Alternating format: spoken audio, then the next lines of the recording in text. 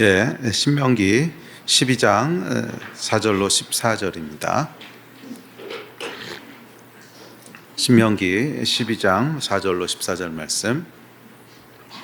다 같이 한 목소리 읽습니다. 시작.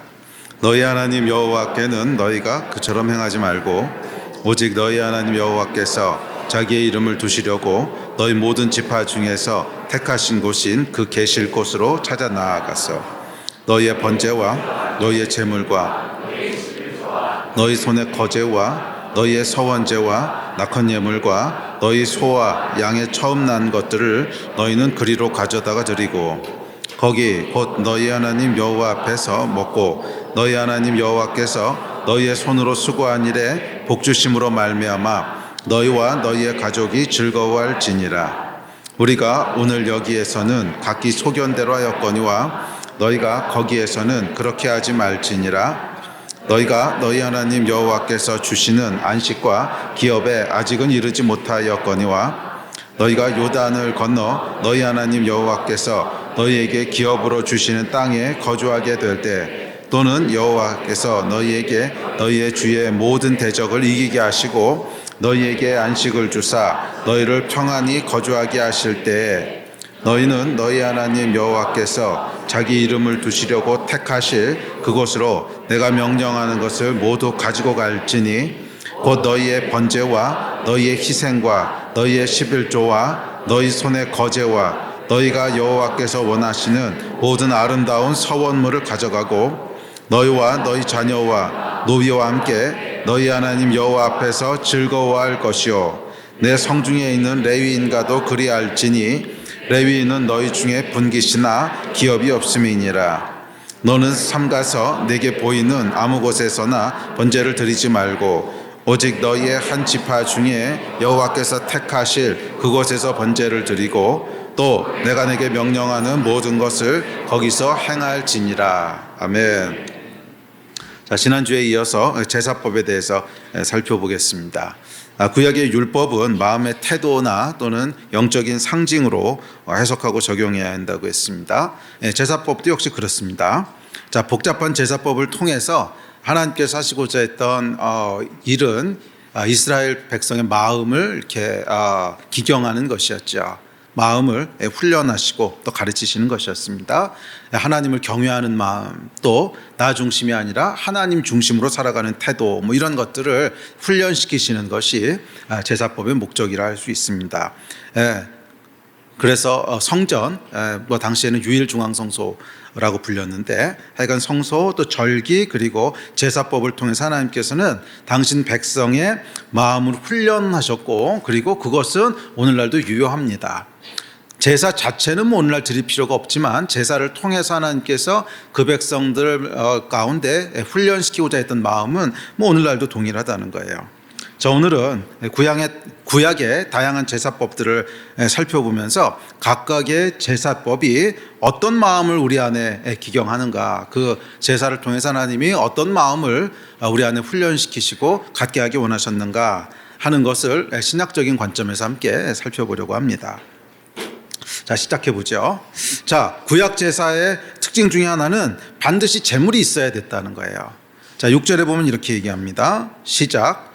너희의 번제와 너희의 제물과 너희의 11조와 너희 손의 거제와 너희의 서원제와 낙헌 예물과 너희 소와 양의 처음 난 것들을 너희는 그리로 가져다가 드리고. 자, 구약 제사에는 반드시 제물이 있어야 됐어요. 제물 없는 제사라는 건 없습니다. 빈손으로 나가는 제사 이런 건 없어요. 그러니까 제사라는 것 자체가 제물을 드리는 어떤 제의이기 때문에 제물 없는 제사라고 하는 것은 말이 안 되는 거죠. 그냥 제사라는 말 자체가 성립을 안 하는 거예요. 그러니까 항상 제사에 나갈 때는 제물을 가지고 나가지 빈손으로 나가는 제사 그런 건 없습니다. 그리고 오늘날 예배도 역시 그렇습니다. 오늘날 예배도 그렇습니다. 예배에 나오는 자는 하나님께 드릴 제물, 예물을 반드시 가지고 나와야 됩니다. 그러니까 예배는 여러분 받는 것, 누리는 것 이전에 드리는 것이기 때문에 그렇습니다. 물론 예배 때 하나님께서 우리에게 주시는 은혜가 분명히 있습니다. 다음 주에 살펴보겠지만 그럼에도 불구하고 예배의 본질은 받는 것 이전에 드리는 거예요. 우리의 마음을 드리고 우리의 소유를 드리고 우리 삶을 드리는 것이 제사고 예배입니다. 자, 그렇다면 신약 시대에도 제물을 드려야 됩니까? 왜? 제물을 드려야 됩니다. 왜? 빈손으로 하나님 앞에 나가는 법이란 건 없어요. 그것이 뭐 제사건 예배건 간에 하여간 빈손으로 하나님 앞에 나가는 법은 없습니다. 반드시 뭔가를 가지고 나가라고 하나님께서 말씀하셨습니다. 자, 그렇다면 신약의 제물은 뭔가? 뭐 신약 시대에 양과 소를 제물로 드릴 수는 없잖아요. 신약 시대의 제물은 무엇일까요? 자, 신약 시대의 제물에 대해서 성경은 이렇게 얘기합니다. 다음 구절 시작. 그러므로 형제들아, 내가 하나님의 모든 자비하심으로 너희를 권하노니 너희 몸을 하나님이 기뻐하시는 거룩한 산 제물로 드리라. 이는 너희가 드릴 영적 예배니라. 너희는 이 세대를 본받지 말고 오직 마음을 새롭게 함으로 변화를 받아 하나님의 선하시고 기뻐하시고 온전하신 뜻이 무엇인지 분별하도록 하라. 신약 시대 예배에도 드려야 될 제물이 있다는 거예요. 그 제물이 뭐예요? 너희 몸이라는 거예요. 너희 몸. 너희 몸이 너희 몸을 하나님이 기뻐하시는 거룩한 산 제물로 드리라 그러셨어요. 그러니까 몸을 제물로 드리는 건데 조금 더 구체적으로는 그 다음 절에서 얘기하는 마음을 새롭게 하는 거예요. 그러니까 몸을 드린다고 하는 게 뭐예요? 뭐 우리 몸을 죽여서 드리는 게 아니잖아요. 그러니까 몸을 드린다고 하는 것은 우리 마음을 새롭게 함으로 변화된 삶, 그게 하나님께 드려야 될 제물이라는 거죠. 그러니까 우리 마음을 새롭게 함으로 변화를 받아서 그 변화된 삶을 가지고 하나님께 제물을 드리는 거예요. 그러니까 우리의 예배는 뭐냐면 제물을 준비해서 하나님 앞에 나가는 것인데 구약시대하고 동일하게 정성껏 제물을 준비해야 됩니다. 구약시대 때도 갑자기 뭐 제사 나가기 직전에 뭐 제물 어디 있어 이러고 찾는 게 아니지요. 가장 좋은 거, 흠없는 거, 합당한 것을 이렇게 준비했다가 제사 때 제물로 가져가듯이 우리도 마찬가지예요. 일주일 동안에 예배에 가져갈 제물을 준비하는 거예요. 어떻게? 마음을 새롭게 함으로. 그러니까 일주일 내내 하나님 앞에서 우리 마음을 새롭게 함으로 변화를 받아. 마음을 새롭게 함으로 변화를 받아 그 변화된 마음을 제물로 들고서 하나님 앞에 나가는 것입니다. 자, 이게 신약 시대의 제물이라는 거예요. 자, 다시 말해서 우리는 이 하나님 앞에 드릴 합당한 마음을 준비해서 그것을 가지고 예배에 나가야 돼요. 이게 신약 시대의 제물입니다. 자, 그렇다면 어떤 마음을 제물로 드려야 될까요? 어떤 마음을 준비해서 나가야 되나? 자, 구약 시대에는 여러 제사가 있었습니다. 뭐 속건제, 속죄제, 낙헌제, 화목제, 번제, 서원제, 소제, 뭐 이거 많은 다양한 제사가 있었는데, 그리고 이 각각의 제사에는 거기에 맞는 목적들이 있었어요. 그러니까 예를 들면 속죄제다, 이건 뭐예요? 죄를 속하기 위해서 짐승을 잡아서 피를 뿌리는 제사고, 서원제다, 이건 뭐예요? 뭔가 하나님 앞에 서원할 게 있으면 제물을 드리면서 서원하는 제사고, 하여간 각각의 제사들은 그냥 아무렇게나 막 드리면 되는 것이 아니라 각각의 제사를 드려야 되는 목적이 있는 거죠. 네, 그리고 그 목적에 부합하는 합당한 마음들이 있었을 거예요. 네.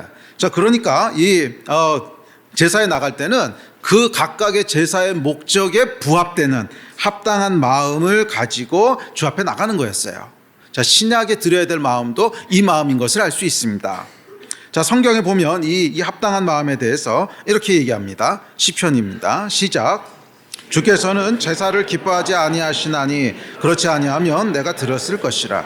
주는 번제를 기뻐하지 아니하시나이다. 하나님께서 구하시는 제사는 상한 심령이라. 하나님이여 상하고 통회하는 마음을 주께서 멸시하지 아니하시리이다. 아멘. 자, 여기 보면 하나님께서 구하는 제사가 뭐래요? 상한 심령이래요. 심령이라고 하면 마음이라는 뜻이죠. broken heart. 상한 마음이라는 거예요. 그러니까 하나님께서 받으시는 건 뭐라는 거예요? 재물이 아니라 마음이라는 거죠. 마음, 상한 심령이라. 만약에 제사 자체, 그 행위 자체가 중요했다면 다윗이 100번이든 1000번이든 했을 거라는 거예요. 그런데 하나님은 그 행위 자체를 뭐 기뻐 받으시는 것이 아니고, 그것을 제사로 받으시는 것이 아니고, 그 제사에 담긴 마음, 그 제사를 어떤 마음으로 하나님 앞에 드리는가 하는 이 마음을 제사로 받으신다는 거죠. 이게 구약의 제사도 그래서 핵심은 마음이었어요. 그냥 드려지는 어떤 행위나 제물 자체가 그게 아니고, 핵심은 제사법도 아니고 제물도 아니고 마음이었던 것을 알 수 있습니다.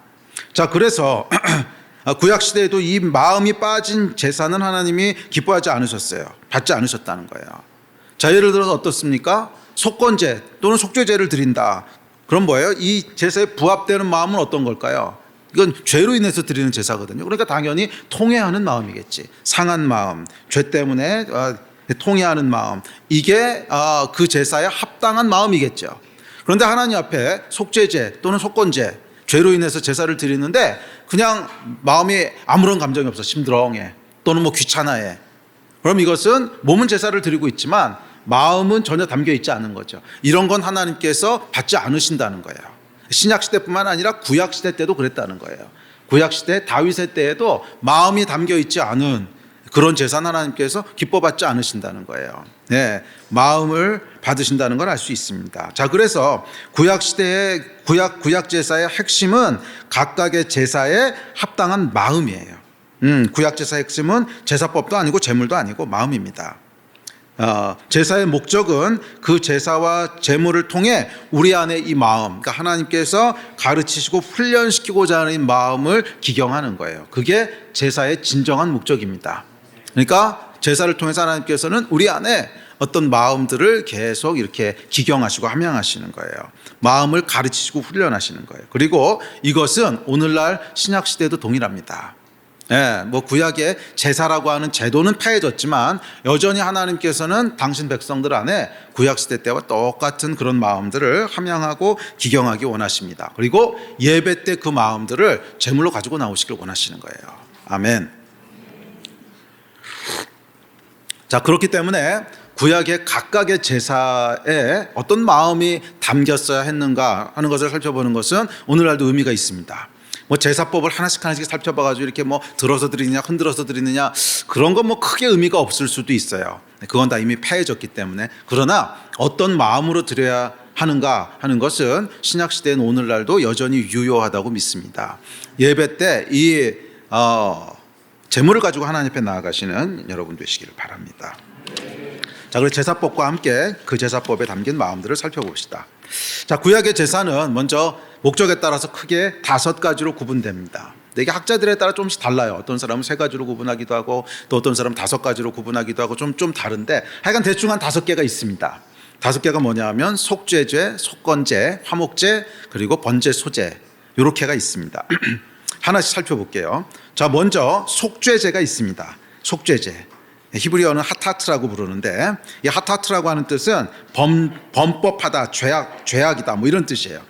자, 속죄제는 말 그대로 죄 때문에 드리는 제사입니다. 죄를 속하기 위해서, 죄 사함을 위해서 드리는 제사입니다. 그래서 이 제사는 여러분들이 잘 아시다시피 짐승을 죽여서 피를 뿌림으로 우리 죄를 대속하는 그런 제사입니다. 그리고 이 제사는 예수 그리스도께서 십자가에 죽으심으로 피를 뿌리심으로 완성하셨습니다.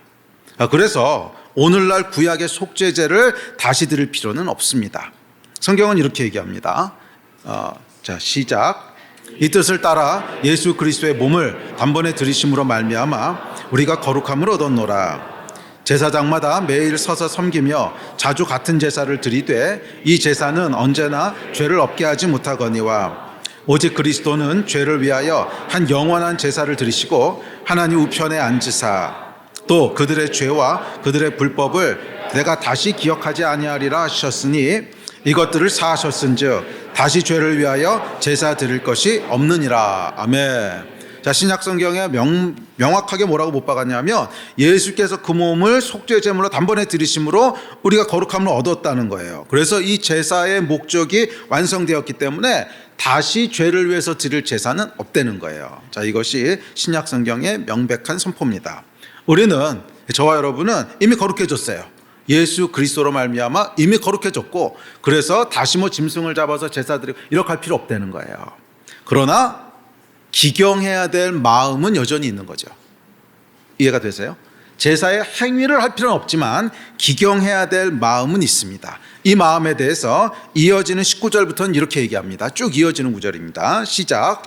그러므로 형제들아 우리가 예수의 피를 힘입어 성소에 들어갈 담력을 얻었나니 그 길은 우리를 위하여 휘장 가운데로 열어놓으신 새로운 살 길이요 휘장은 곧 그의 육체니라. 우리가 마음의 뿌림을 받아 악한 양심으로부터 벗어나고 몸은 맑은 물로 씻음을 받았으니 참 마음과 온전한 믿음으로 하나님께 나아가자. 아멘. 자, 여기 보면 그러므로 이렇게 시작하죠. 그러니까 19절 잠깐 띄워줄래요? 그러므로라고 하는 건 앞에 18절까지의 내용을 받는다는 뜻인데 앞에 내용이 뭐예요? 예수께서 그 몸을 제물로 드리셔서 우리의 죄를 다 사하셨고 이제 뭐 다시 제사 드릴 필요 없다 하는 게 18절까지 내용이었고, 그러므로가 뭐예요? 예수께서 속죄의 제물로 우리를 다 속하셨으므로 그러므로 너희는 어떻게 하라는 거예요? 성소에 들어갈 담력을 얻었다는 거예요. 자, 그러니까 속죄의 제를 드리는 마음은 첫째 하나님 앞에 나아가는 담대함이에요. 죄는 우리로 하나님 앞에 나가지 못하게 합니다. 죄책감과 또 두려움과 이것 때문에 나가지 못하게. 그런데 속죄의 죄를 통하여 우리가 이제 담대히 하나님 앞에 나갈 수 있게 됐다는 거예요. 담대히 하나님 앞에 나갈 수 있게 됐다는 것입니다. 그리고 이것은 22절에서 얘기하는 온전한 믿음에서부터 옵니다. 아, 그렇지, 예수께서 죽으심으로 내 죄가 다 사해졌지 하는 것에 대한 온전한 믿음, 내 구원에 대한 온전한 믿음. 그래서 어떤 분들은 이거 구원의 확신이라고도 하는데, 하여간 구원의 확신에 대한 온전한 믿음으로 담대함을 얻는 거예요. 아, 나는 의롭게 됐어. 그러므로 하나님께서 나를 기뻐하셔, 나를 받으셔, 나는 언제든지 하나님 앞에 나갈 수 있어. 이 온전한 믿음, 거기서 나오는 담대함, 이게 속죄의 죄가 우리 마음 가운데 주는 마음이라는 거예요. 자, 그러니까 신약에 드려야 될 속죄제는 뭐냐면 단순한 죄책감과 단순한 두려움과 이런 게 아니라 이 담대함과 믿음이라는 거예요. 예수께서 이미 제사를 완성하셨기 때문에 또다시 제사 드릴 필요 없고, 우리는 구원이 완성되었고, 언제든지 하나님은 나를 받으시고 나를 기뻐하시고 나는 거룩하게 되었고, 이 온전한 믿음으로 인하여 하나님 앞에 나가는 담대함, 이게 속죄의 제물입니다. 신약에서 드려야 될 우리의 마음이라는 거예요. 속죄의 죄에 해당하는 마음입니다. 또한 구원의 확신과 함께 그것을 주신 구원의 감격도 중요합니다. 그렇죠, 여러분. 구원에 대한 온전한 믿음이 있으면 감격은 자연스럽게 따라오죠. 나를 구원하신 것을 내가 믿는데 감격이 어떻게 없겠어요? 와, 하나님이 나를 구원하셨어. 영원히 지옥에 버려질 자를 하나님이 영광 가운데 천국으로 옮기셨어. 구원에 대한 온전한 믿음이 있으면 감격이 따라옵니다. 이게 속죄 죄에 해당하는 마음이라는 거예요. 그래서 신약에서 드려야 될 속죄 죄물은 뭐냐 하면 이 마음인 거예요. 온전한 믿음에서 오는 담대함, 그리고 구원의 감격, 그러니까 구원의 확신과 구원의 감격이 신약에 드려야 될 속죄 제물입니다. 이 마음을 가지고 하나님 앞에 예배하는 여러분 되시기를 바랍니다. 자, 반대로 얘기하면 예배에 어울리지 않는 잘못된 마음은 죄책감이에요. 물론 우리가 죄를 지면 죄책감이 들지요. 죄를 졌는데 아무런 죄책감이 없다, 이거는 그 문제가 심각한 거죠. 양심이 화인 맞은 거니까.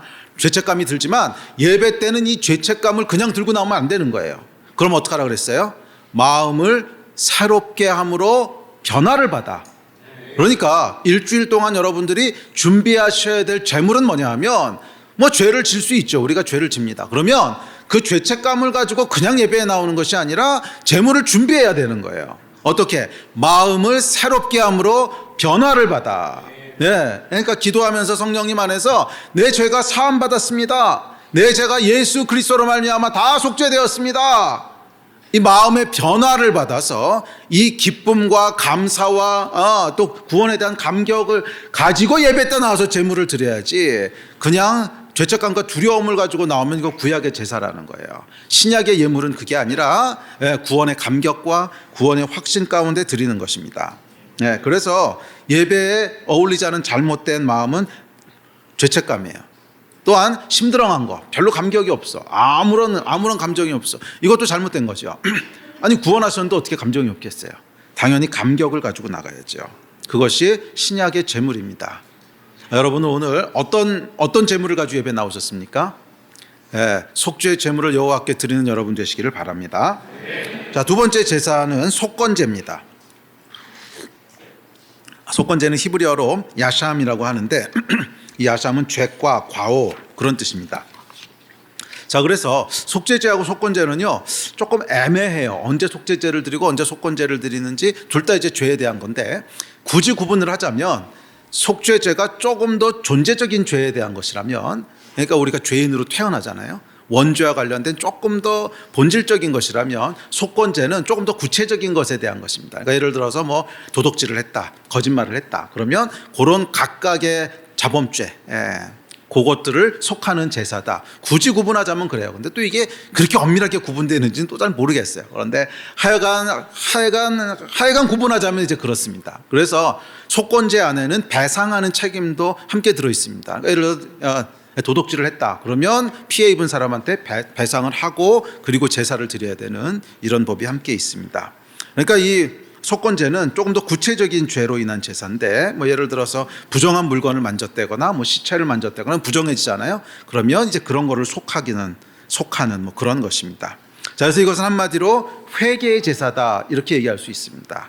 회개의 제사. 자, 오늘날 드려야 될 속건 제물이 있다면 그것은 회개하는 마음, 돌이키는 마음입니다. 속건제는 뭐예요? 배상하는 거, 죄를 바로잡는 게 포함되어 있다고 그랬죠.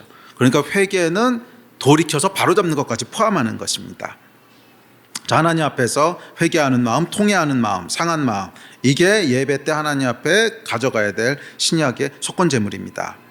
자, 속죄제가 은혜로 인한 담대한 믿음을 기경한다면 속건제는 죄로 인한 통회하는 마음을 기경합니다. 그러니까 이게 둘 다 죄로 인해 드리는 제사지만 함양하는 마음은 조금 달라요. 그러니까 죄에 대해서 우리는 이 상반된 두 가지 마음을 동시에 갖습니다. 상반된 두 가지 마음은 뭐냐면, 그렇지, 예수 그리스도의 속죄 제물로 인하여 나는 의롭게 되었지 하는 의인의 마음과 동시에 내가 오늘 또 죄를 졌구나 통회하는 죄인의 마음이 같이 있는 거잖아요. 그래서 여러분, 우리가 그 아주 애매한 질문이 당신 의인입니까 죄인입니까 이런 거 물어보는 거 아주 애매하죠. 구원파에서 맨날 물어보는 질문인데 하여간 이 두 가지가 같이 있는 거죠. 우리는 겁나 아름다운 존재고 그렇잖아요. 죄인이지만 의인이고. 그러니까 이 죄에 대해서는 두 가지 마음이 같이 공존하면서 함양되는 거예요.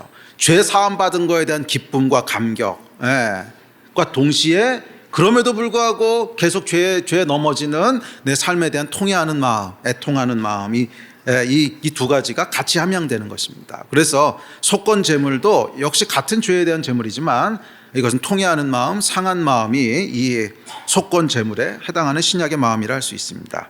자, 여하튼 우리가 드려야 될 속건 제물은요, 통회하는 마음입니다. 자, 앞서 살펴봤던 시편 51편은 이 다윗의 고백인데 밧세바 사건이라고 하는 큰 죄를 저지르고 나서 고백하는 다윗의 통회하는 마음입니다. 다음 구절 같이 한번 읽어볼까요? 시작. 하나님께서 구하시는 제사는 상한 심령이라. 하나님이여 상하고 통회하는 마음을 주께서 멸시하지 아니하시리이다. 하나님이여 내 속에 정한 마음을 창조하시고 내 안에 정직한 영을 새롭게 하소서. 아멘. 자, 그래서 예배에는 내가 지은 죄에 대한 아픈 마음이 있어야 돼요. 비록 예수 그리스도의 십자가로 내가 의롭게 되었기 때문에 그 감격과 그 감사가 있지만 동시에 그럼에도 매일매일 넘어지는 우리의 죄들, 매일매일 저지르는 우리의 죄들을 통회하는 마음이 있어야 됩니다. 죄로 인해서 상한 마음이 있어야 돼요. 이것이 하나님 앞에 드리는 속건 제물입니다. 그렇죠. 죄를 졌는데 아무런 느낌이 없다면 그건 큰 문제죠. 죄를 졌는데 아무런 죄책감도 마음도 없다. 그럼 이거는 뭐예요? 제물 없이 빈손으로 하나님 앞에 나오는 거지요. 죄로 인해 통회하는 마음. 그런데 이것은 여러분 그냥 그 통회하는 마음으로 끝나면 안 되고 다윗이 뭐라고 고백하냐 하면 하나님이여 내 속에 정한 마음을 창조하시고 내 안에 정직한 영을 새롭게 하소서. 자, 그러니까 다윗은요 그냥 단순히 통회하는 마음으로 끝난 것이 아니라 하나님 앞에 나가서 주님 이 상하고 통회하는 마음을 고쳐주십시오.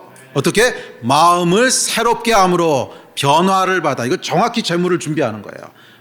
이는 너희의 드릴 영적 예배라 그랬거든요. 마음의 변화를 받아 새롭게 되는 것을 다윗이 정확히 준비합니다. 이 제물을 준비하는데 단순히 통회하고 단순히 상하고 마음이 아프고 무너지고 한 것에서 끝나는 것이 아니라 여호와 앞에 나가서 마음을 변화시켜 달라고 그러는 거예요. 성령님 내 마음속에 정한 마음을 창조하여 주십시오. 죄 때문에 무너진 마음이 아니라 깨끗한 마음으로 다시 바꿔주십시오. 마음의 변화를 받아.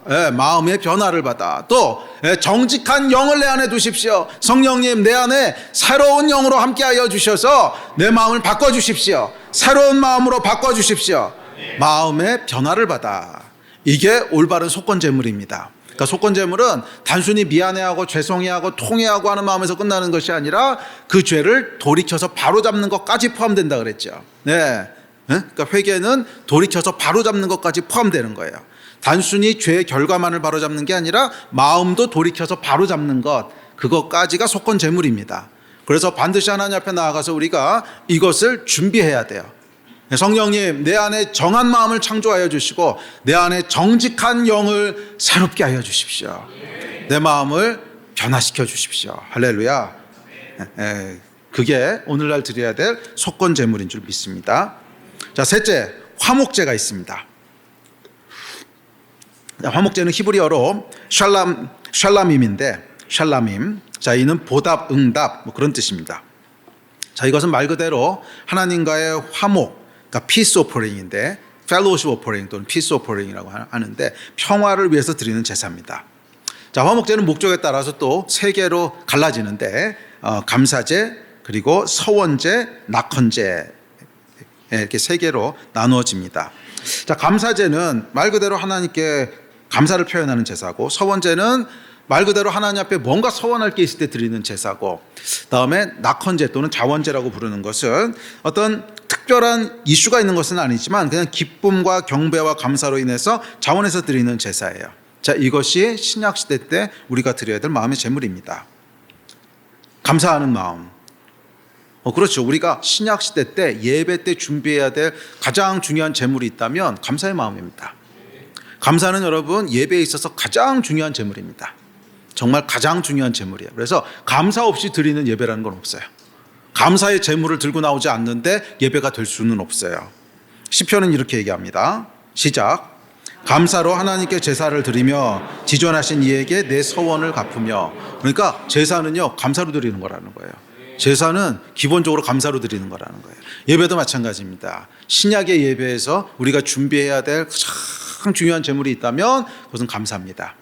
구원하심에 대한 감사, 또 공급하심에 대한 감사, 지켜주심에 대한 감사, 은혜 주심에 대한 감사, 기도응답에 대한 감사, 알지 못하지만 그냥 감사. 하여간 제사는요, 감사로 드리는 거예요. 감사의 마음은 예배 때 빠져선 안 되는 제물입니다. 또한 서원하는 제물이 있습니다. 서원하는 결단. 자, 그것도 역시 신약의 제물이에요.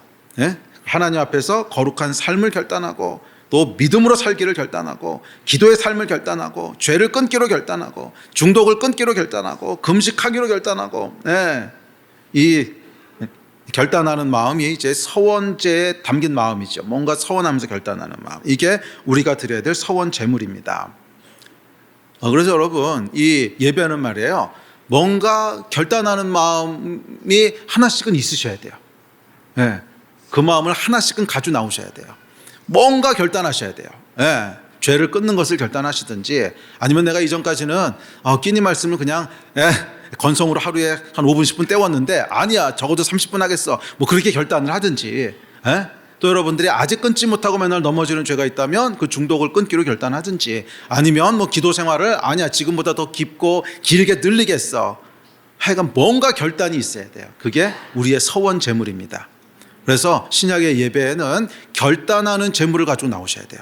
결단하는 마음을 가지고 나오셔야 돼요. 이것이 오늘날 우리가 드려야 되는 서원 제물입니다. 그렇습니다, 여러분. 오늘 여러분은 어떤 서원 제물을 가지고 나오셨습니까? 어떤 서원 제물을 가지고 나오셨습니까? 준비 못하셨다면 지금이라도 빨리 꺼내세요. 지금이라도 빨리 꺼내세요. 그렇잖아요. 결단해야 될 거 있잖아요. 죄도 있고, 또 나태함도 있고, 또 제대로 영성생활하지 못했던 것도 있고, 기도 제대로 못했던 거, 말씀 제대로 못했던 거, 누구랑 싸웠던 거, 내 변하지 않는 같은 성격, 뭐 하여간 있잖아요. 뭔가는 서원 제물을 드려야 돼요. 결단하는. 그래서 예배는 한 번 드릴 때마다 적어도 하나씩은 예물을 드리는 거예요. 결단하는 예물들. 그 예물들을 통해서 어떻게 되는 거예요? 우리 마음이 변화를 받아. 우리 몸으로, 새로운 삶으로 하나님께 드리는 그 산제사, 산제물이 되는 거예요. 아멘이십니까? 자, 그리고 세 번째, 자원하는 마음이 있습니다. 낙헌제. 자, 이 부분은 뒤에서 좀 더 살펴볼 텐데, 꼭 의무적으로 해야 돼서가 아니고 그냥 기쁘고 좋아서 하나님께 드리는 자원하는 마음. 무슨 특별한 죄가 있거나 뭐 특별히 결단해야 될 게 있거나, 뭐 아니면 뭐 시험에 합격해서 크게 감사하거나 특별한 이슈가 있는 건 아니야. 그런데 그냥 예배가 좋아. 그냥 드리고 싶어. 그냥 하나님께 제사 드리고 싶어. 그게 낙헌 제물이거든요. 예. 그래서 오늘날 예배는 이 제물이 있어야 돼요. 뭐 특별한 어떤 게 있어서가 아니라 그냥 좋아서, 그냥 하나님께 드리고 싶어서, 그래서 나오는 그 마음, 그게 낙헌 제물입니다. 자, 이런 것들이 이제 신약 시대 때 드려져야 될 화목 제물입니다. 자, 큰 네 번째 번제가 있습니다. 자, 번제는 이제 태워서 드린다 이런 뜻인데 burnt offering인데 히브리어로는 올라입니다. 올라. 근데 이 단어가 재밌는 게 올라의 뜻이 뭐냐면 올라가다라는 뜻이에요. 그래서 다른 건 다 잊어버려도 이거는 아마 기억하실 수 있을 거예요. 자, 올라가다라는 뜻. 자, 그 말처럼 번제는 태워서 연기를 올려드리는 거예요. 그러니까 하나님께 뭔가를 드리는 행위입니다. 헌신의 마음을 상징합니다. 그래요, 여러분. 여러 번 얘기하지만 예배는 드리는 거예요. 우리의 마음을 드리고 소유를 드리고 우리의 모든 것을 하나님께 헌신하여 드리는 것이 예배입니다.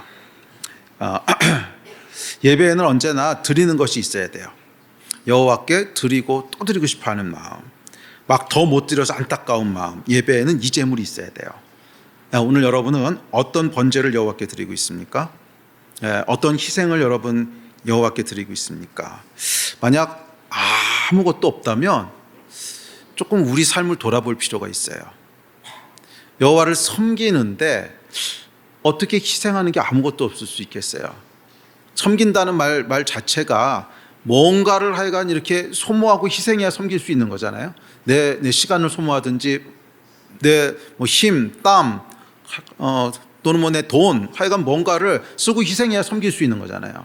그러니까 여호와께 번제를 드린다고 하는 것은 뭔가 여호와를 섬기는 게 있다는 뜻인데, 드린다는 건데 만약 아무것도 없다, 그러면 진지하게 돌아봐야 됩니다. 내가 여호와를 섬기고 있는 게 맞나? 내가 여호와를 섬기고 있는 게 맞나?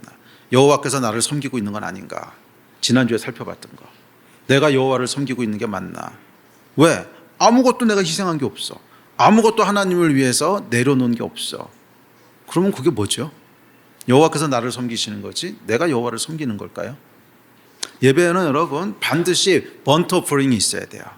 여호와께 올려드리는, 여호와로 인하여 드리는, 여호와께 희생하는, 여호와 때문에 내가 감내하는, 그게 있어야 올바른 예배고 올바른 제물이지, 아무것도 희생한 게 없으면 여호와께서 나에게 제사 드리고 싶는 거지 내가 여호와께 제사 드리는 것이 아니라. 예배에는 여러분 반드시 번트 오퍼링이 있어야 됩니다. 희생이 있어야 돼요. 태워서 여호와께 올려드리는, 나의 마음과 나의 재정과 나의 시간과 나의 모든 에너지를 그냥 태워서 활활 태워서 연기로 올려드리는, 이게 여러분 여호와께 드리는 올바른 제물이라는 거예요.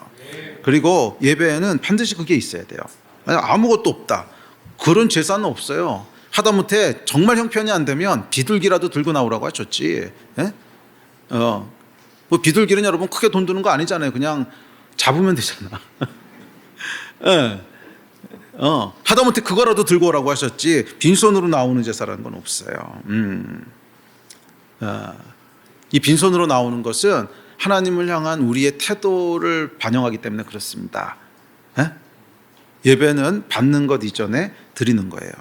물론 예배 때 주시는 은혜가 있어요. 다음 주에 살펴볼 텐데, 하지만 그럼에도 불구하고 여전히 예배의 본질은 제물을 가지고 여호와께 드리는 거예요. 그래서 여러분 예배 때 드리는 헌금은요 생각보다 중요합니다. 헌금은요 생각보다 중요해요. 헌금은 단순히 돈을 드리는 게 아니에요. 단순히 그래도 교회가 유지되려면 뭐 돈이 있어야 되니까 내가 그냥 이런 게 아닙니다. 헌금은 여호와께 드리는 우리의 재물을 상징하는 거예요. 그러니까 헌금을 드린다고 하는 것은 그 돈을 하나님 받으시는 게 아닙니다. 돈을 받으시는 게 아니고 돈에 담긴 마음을 받으시는 거예요. 나는 여호와를 섬기는 자입니다. 나의 모든 재정도, 나의 모든 건강도, 나의 모든 시간도 하나님 것입니다. 하나님을 위하여 태워서 드립니다 하는 것이 헌금의 의미입니다. 아멘. 어떤 분들은 헌금을 그냥 교회 재정을 위해서 내가 뭐 이렇게 하는 거라고 생각을 해요. 천만의 만만의 말씀. 물론 그렇게 사용되기는 하지만 그럼에도 불구하고 헌금의 의미는 그게 아닙니다. 헌금의 정확한 영적인 의미는 하나님께 드리는 거예요. 하나님께 드리는 거예요. 제사의 기본, 하나님을 섬기는 것의 기본은 하나님께 드리는 거거든요. 그거에 대한 상징으로 우리가 드리는 것이 헌금입니다. 아멘. 자, 그것을 훈련하시는 거예요. 네, 그 마음을 훈련하시는 거예요. 하나님께서 훈련하시는 것은 항상 몸으로 배우게 하세요. 그러니까 이론으로 배우는 게 아니고 몸으로. 이 하나님께 드리는 거야를 몸으로 가장 실감나게 가르칠 수 있는 게 뭘까요? 뭐긴 뭐예요? 돈이지. 돈보다 더 실감나는 게 어디 있겠어요? 그래서 하나님 몸으로 배우게 하시는 거죠. 자, 마지막으로 소제가 있습니다. 네, 소제는 grain offering이라고 이제 곡식을 빻아서 드리는 제사인데 히브리어는 민하라고 그럽니다. 민하. 얘는 선물, 헌물 이런 뜻입니다. 자, 소제는 감사의 제사인데 매일의 감사를 상징하는 제사예요. 그러니까 뭐 특별한 이슈가 있어서 꼭 그런 건 아니지만 그냥 매일매일에 감사할 것들이 있잖아요. 매일매일 하나님께서 뭐 일용할 양식을 주시고 또 건강하게 지켜주시고 뭐 그런 것들 매일매일에 대한 감사로 드리는 것이 소제였습니다. 그러니까 이 감사제는 어떤 특별한 감사의 제목이 있을 때 드리는 거예요. 그러니까 오늘날로 이제 감사헌금 같은 거 있잖아요. 그러니까 뭐 특별한 어떤 이번에 하나님께서 내 병을 치유해 주셨어. 뭐 아니면 뭐 큰 어려움이 있었는데 이렇게 해결해 주셨어. 뭐 그랬을 때 드리는 것이 이제 감사제라면 소제는 꼭 그런 건 아니지만 뭐 특별한 이슈는 없지만 매일매일에 대한 감사가 있죠. 병을 고쳐 주셔서 감사제를 드리긴 하지만 그것보다 더 감사한 건 병 안 걸리게 하신 거 아니에요? 그게 이제 소제인 거죠. 그게 매일의 감사를 상징하는 것이 소제입니다. 자, 이것이 예배 때 우리가 드려야 될 마음의 제물입니다. 자, 이런 5가지 제사는 또 제사 드리는 방법에 따라서 화제, 요제, 거제, 전제로 분류하기도 해요. 근데 뭐 이 얘기는 오늘 할 건 아닌데 화제는 태워서 드리는 제사고 그리고 요제는 이렇게 흔들어서 드리는 거고 거제는 들어서 드리는 거고 전제는 부어서 드리는 제사인데 하여간 뭐 이런 이제 분류 방법도 있습니다. 자, 구약의 이 5가지 제사, 속죄제, 속건제, 화목제, 번제, 소제 이렇게 5가지 제사는 또 다시 크게 둘로 나눠지는데 의무제와 자원제로 나눠집니다. 의무제라고 하는 것은 뭐냐 하면 내 의지와 상관없이 그냥 의무적으로 무조건 드려야 되는 제사가 있어요. 그거를 의무제라고 하는데 여기에는 속죄제와 속건제가 해당합니다. 죄로 인한 제사는요 옵션이 아니에요. 드리고 싶으면 드리고 안 드리고 싶으면 안 드리고 그럴 수 있는 게 아니에요. 이거는 그냥 무조건 해야 되는 의무제예요. 네, 속죄제와 속건제. 반면 의무는 아니지만 자발적으로 드리고 싶어서 드리는 제사가 있어요. 꼭 드려야 되는 건 아니에요. 그런데 내가 그냥 드리고 싶어서 드리는 자원제라고 부르는데 거기엔 나머지 3개 번제, 소제, 화목제가 해당합니다. 그러니까 번제나 소제나 화목제는 의무적으로 무조건 드려야 되는 제사가 아니라 그냥 드리고 싶어서 드리는 제사예요. 자, 그래서 의무제는요 우리 죄와 연결된 제사입니다. 그래서 의무제는 하나님의 공의로 인한 심판 때문에 드리는 제사예요. 그러니까 하나님의 공의와 사랑이라는 2가지 속성이 있는데 이 공의라는 속성으로부터 심판이 나오죠. 그리고 심판으로 인하여 우리의 죄를 속하는 제사가 드려져야 되는 거예요. 그게 속죄제와 속건제예요. 반면 사랑이라고 하는 속성이 있습니다. 이 속성으로부터 은혜가 나오죠. 그러면 이 은혜에 대한 반응으로 나오는 감사와 감격과 기쁨이 있죠. 이게 이제 자원제예요. 그래서 자원제는 번제, 소제, 그리고 화목제가 있습니다. 자, 이 중에서 의무제인 속죄제와 속건제는 예수께서 단번에 자신을 제물로 드리심으로 완성됐어요. 그래서 이 제사는 다시 드려야 될 의무가 없습니다. 폐지됐어요. 성경이 이렇게 얘기합니다. 자, 시작. 이 뜻을 따라 예수 그리스도의 몸을 단번에 드리심으로 말미암아 우리가 거룩함을 얻었노라. 이것들을 사하셨은즉 다시 죄를 위하여 제사 드릴 것이 없느니라. 아멘. 자, 이것은 이제 의무제예요. 그러니까 예수께서 죄를 위하여 속죄 제물과 속건 제물이 되심으로 인해서 이 공의에서 나오는 심판을 다 해소하셨다는 거예요. 심판을 다 담당하셨다는 거예요. 그래서 더 이상 이 제사는 드려야 될 필요가 없어요. 죄로 인해서 드려야 될 제사의 의무는 없어졌어요. 그런 의미에서 의무제는 폐지됐습니다. 신약 시대는 더 이상 할 필요 없어요. 자, 그러나 자원제는 어떨까요? 자원제도 폐지됐을까요? 자원제는 여러분 폐지하고 뭐고 하는 말 자체가 성립을 안 해요. 왜? 처음부터 의무가 아니야. 의무여야지 무슨 폐지되고 말고 얘기를 하는 거지. 아니 폐지할 거 없어. 안 드리고 싶으면 처음부터 안 드려도 돼. 예. 이해가 되세요? 그러니까 하고 싶어서 내가 자원해서 하는 어떤 일은 폐지됐다는 단어를 사용할 수가 없습니다. 그렇잖아요. 그냥 폐지가 아니고 그냥 안 드리고 싶으면 안 드리면 되는 건데 무슨 폐지야. 그러니까 이 자원제는요, 폐지하고 뭐고 하는 말 자체를 할 수가 없는 거예요. 네. 의무제는 맞아요. 폐지됐지만 자원제는 여러분 내가 드리고 싶어서 드리는 것이기 때문에 처음부터 의무가 아니고 감사, 헌신, 기쁨, 감격에서 나오는 반응이었기 때문에 자원제는 여전히 그대로 유효합니다.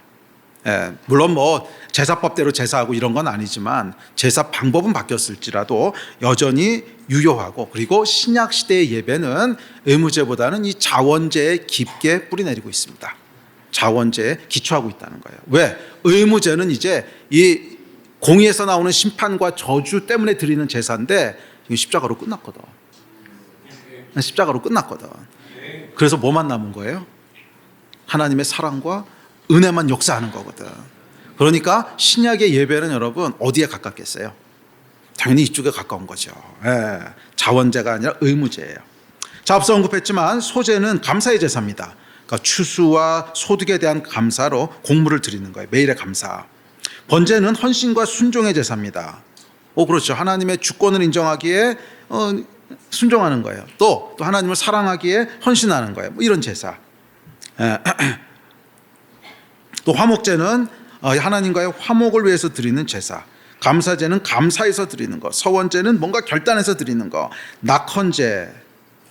그 낙헌제는 자원제라고도 하는데 특별한 이슈가 없어도 그냥 드리고 싶어서 자유롭게 드리는 제사. 저는 이 낙헌제라는 표현이 참 좋더라고요. 그러니까 영어에는 이제 free will offering이라고 되어 있는데 free will offering보다는 우리말 번역이 더 좋아요. 낙헌제가 무슨 말이냐면 낙이 즐거울 낙자예요. 즐거워서 헌신하는 제사라는 거야. 낙헌제. 너무 멋있지 않아요? 표현이 즐거워서 헌신하는 예배. 음으로 드리는 것이 아니라 죄로 인해서 슬퍼서 드리는 제사가 아니라 그냥 기뻐서 좋아서 감사해서 드리는 제사. 자, 신약의 예배는 여러분 이 자원에서 드리는 제사와 깊게 연결되어 있습니다. 자, 물론 신약의 예배에도 속죄나 속건의 요소가 없다는 뜻은 아닙니다.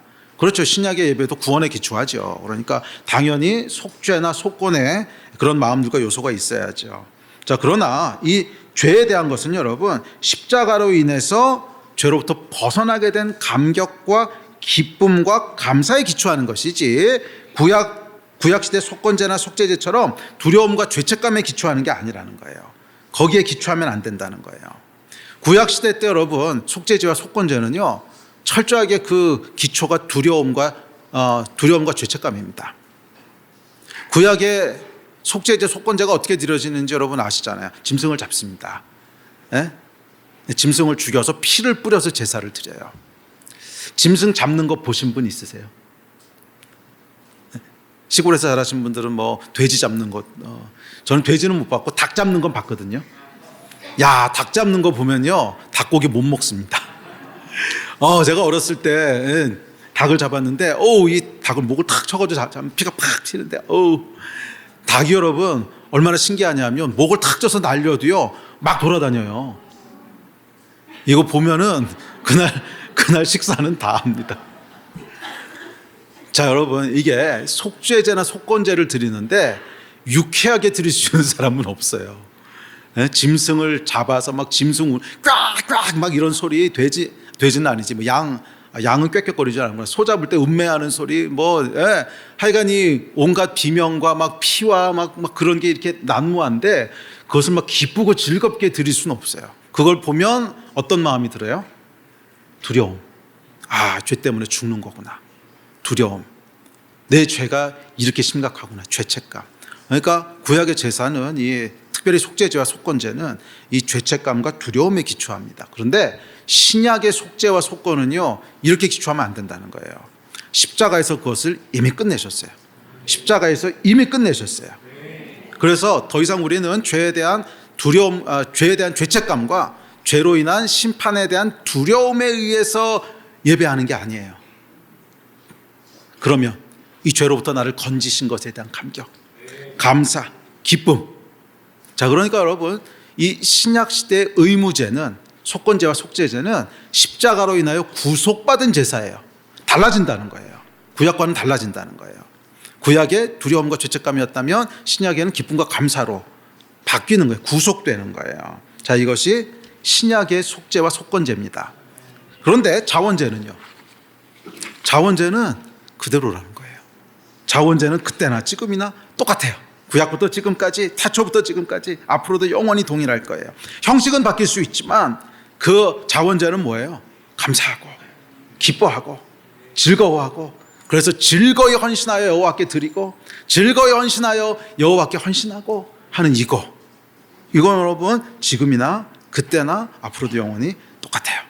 그래서 여러분 신약의 예배는 기본적으로 이 자원제에 기초하고 있습니다.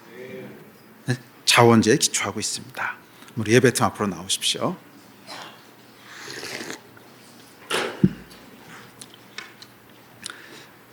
다시 한번 얘기하지만 신약의 예배는 감사와 기쁨, 그리고 거기서 나오는 헌신과 순종에 기초합니다.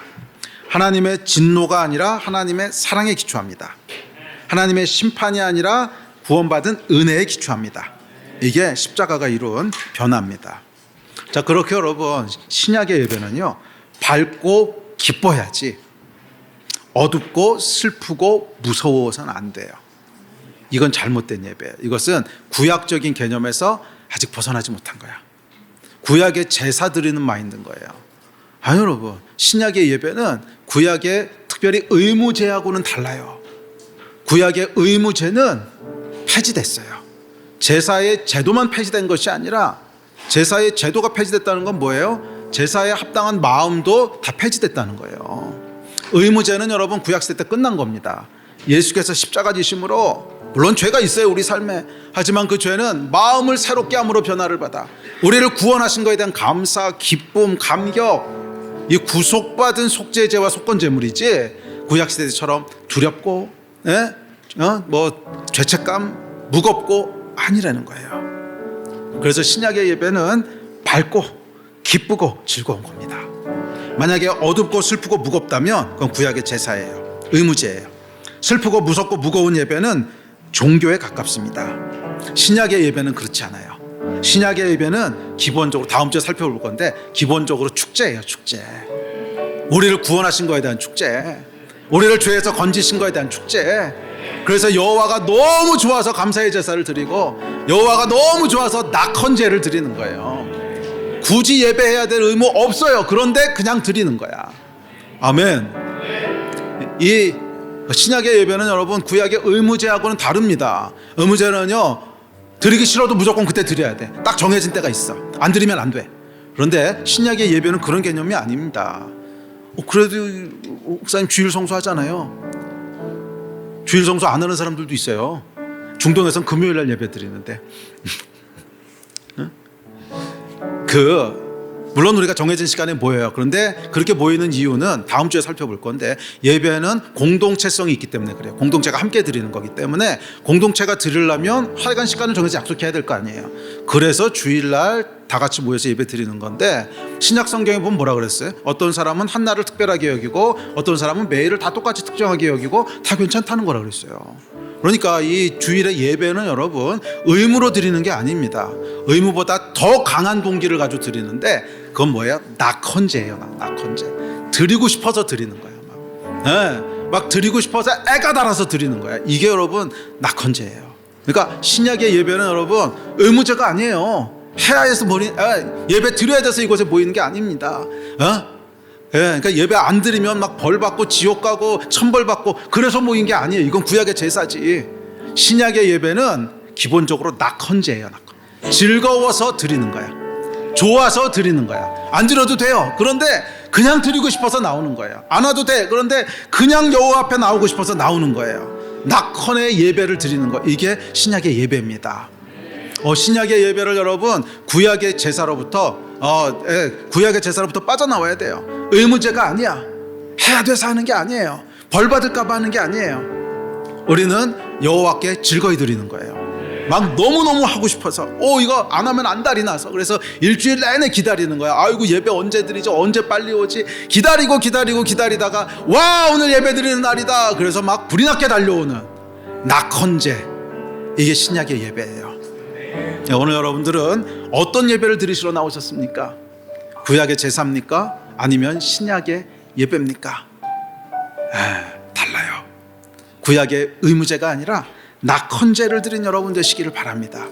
여호와 하나님 앞에 낙헌의 제사를 드리며 기뻐 드리며 즐거워 드리며 그렇게 나아가는 여러분 되시기를 주의 이름으로 축복합니다. 우리 일어나서 기도합시다.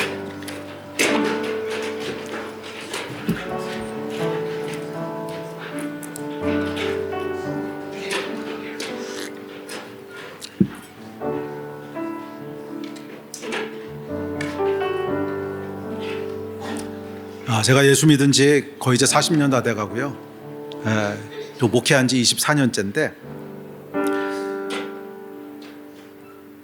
적어도 제가 목회 시작하고 나서 예배가 지루했던 적은 한 번도 없어요.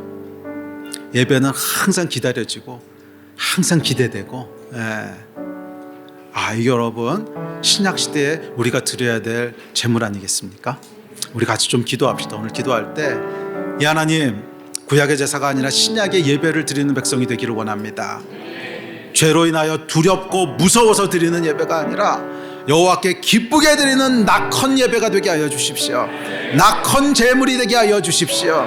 성령님, 오늘도 이곳에 임하셔서 우리 여호와 하나님을 향한 감사와 감격과 기쁨으로 낙헌하여 드리는 그런 기쁨의 예배가 되기를 간절히 소원하오니 이곳에 역사하여 주시고 성령께서 운행하여 주시옵소서.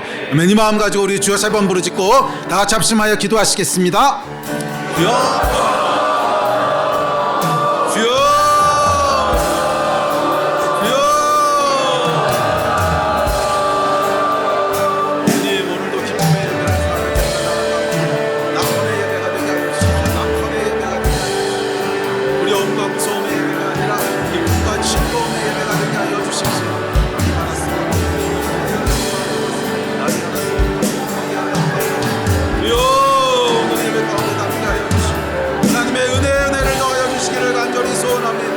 은혜를 더하시기를 간절히 소원합니다.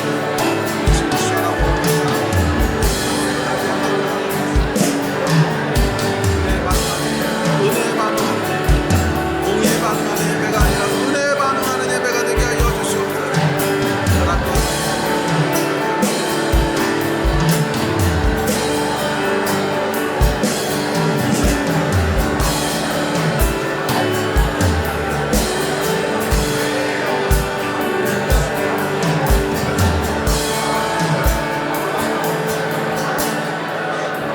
찬양의 제사 드리며 성소로 들어갑니다.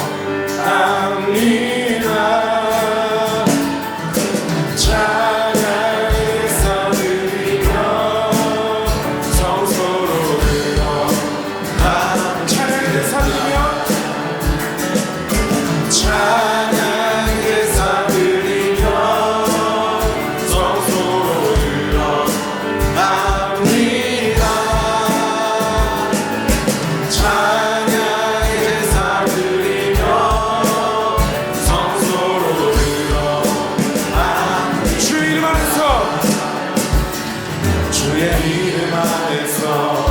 주의 성소로 가네 영광스러운 이곳에 우리 기쁘게 왔네.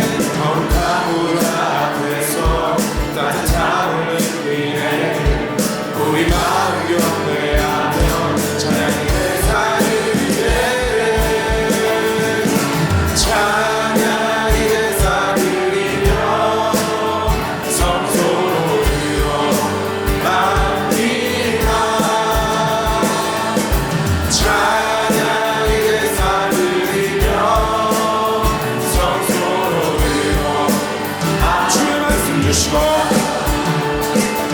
주의 말씀 주시고 우리 감사드리네. 주의 날개 그늘이 우리 피난처네. 주의 이름 따르며 우리 주께 순종해. 모든 사람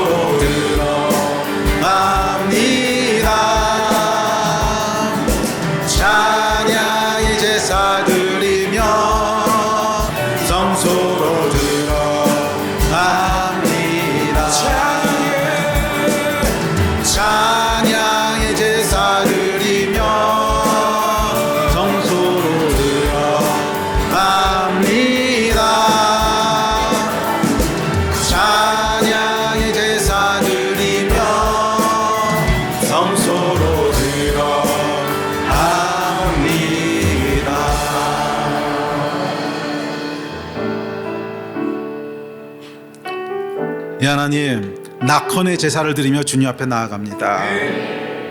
여호와께 예배하기를 즐거워했던 다윗처럼, 정말 그 옷이 벗겨지기까지 즐거워하며 춤췄던 다윗처럼 기쁨과 즐거움과 감사의 제물을 가지고 주님 앞에 나아가오니, 주님, 이 예배가 구약의 종교가 되지 말게 하시고 이미 폐지된 옛 것이 되지 말게 하여 주시고, 여호와 앞에 기뻐하고 즐거워하고 낙헌하여 드리는 귀한 예배가 되게 하여 주시옵소서. 저 우리 성도들 한 사람 한 사람 성령께서 함께 하시고 위로하시고 치유하셔서 주님, 늘 낙헌의 제사를 드리는, 낙헌의 예배를 드리는 귀한 성도들 다 되게 하여 주시옵소서. 감사합니다. 주 예수 그리스도 이름으로 기도했습니다. 아멘.